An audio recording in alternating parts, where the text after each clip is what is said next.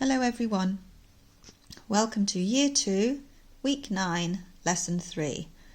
We're still learning about direction and movement. We're going to put together what we've learnt so far and combine direction and movement.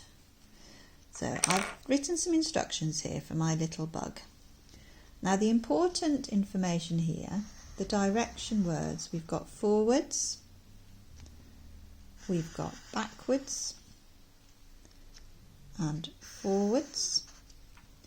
We've got left or anti-clockwise, and we've got right and clockwise. We've got some rotation instructions.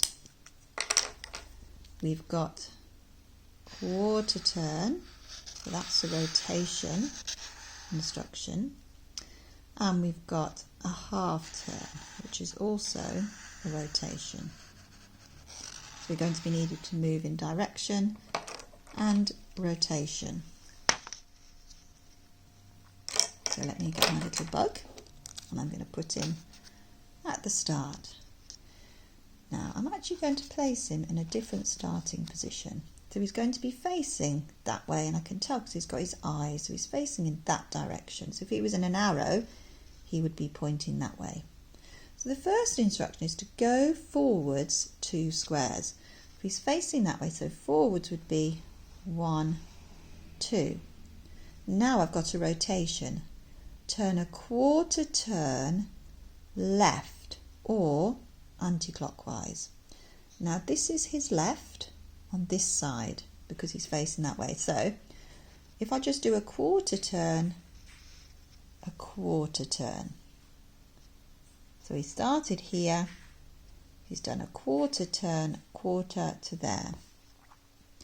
Then it says go backwards 3 squares. So he's facing this way, so if he goes backwards it's going to be this way. 1, 2, 3.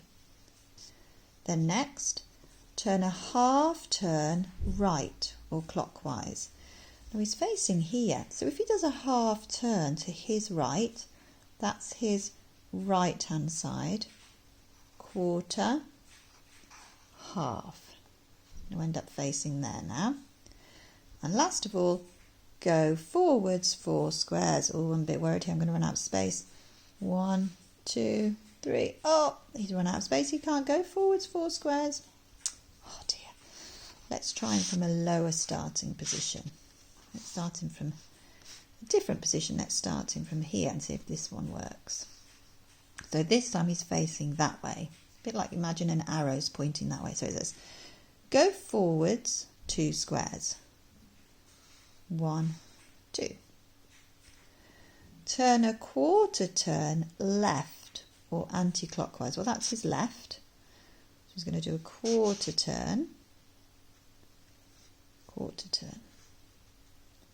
It says go backwards 3 squares. So he's facing that way, so this is his backwards now. 1, 2, 3.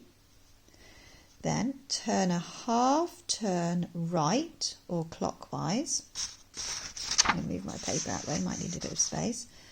So a half turn to his right, because he's facing that way, so this is his right now. Quarter, half. And then it says go forwards 4 squares. So he's facing this way, forwards 4 squares. 1, 2, 3, 4. Now we can see from that, when he started facing off that way, he followed the directions and the rotations and the movement, and he ended up here. This time, because he started facing in that direction, he followed the same instructions, but he ended up at this part of the page. So it makes a difference which way the object is facing at the beginning. And you always have to keep that in your head. Which direction is it facing now? What is its right? What is its left? Is it going forwards or is it going backwards? And lots of the questions that you have on the slide use these little animal pictures. You can see which way they're facing, or little people, so you can see it clearly. And it's important to remember that left is the same direction as anti-clockwise, and right is the same direction as clockwise, because the hands on the clock move to the right. Okay, so you've got lots of activities and games to do on your slideshow.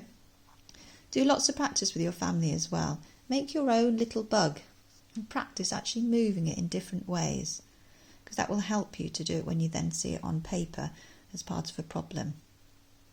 Okay, I'll see you next time. Have fun. Bye.